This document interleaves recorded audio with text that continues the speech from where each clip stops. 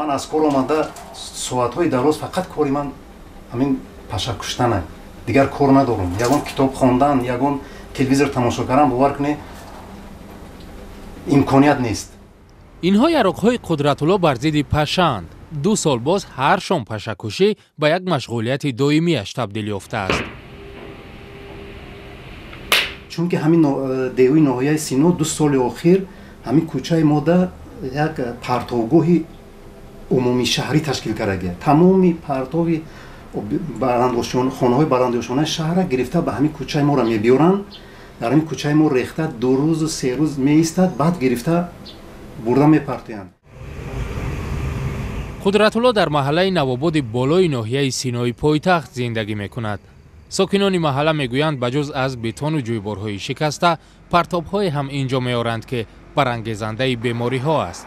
این روز اینجا سگای مردگی آورده پرستیان.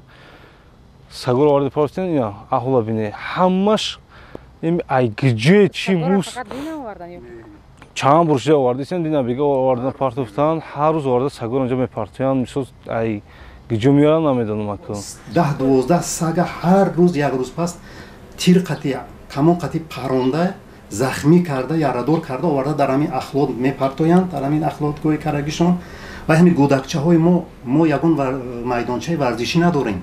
همین گودکچه‌های ما همونجا رفته تو بازی میکنن همون با دستشون همون توپ داشته همون اخلاد همون سگای مردگی دیده یک خیلی شبو خوب نمیروند باور کنید.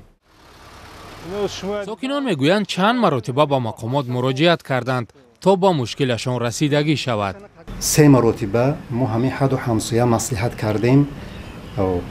ما به همون سایتی که در تلویزیون پستیانی میتین سایت رئیس شهر ما 3 مرتبه به همون وایبر ما همین درد دلمون شهر داده فرستاندیم لیکن متاسفانه یگان جوابی مثبت ما ندیدیم.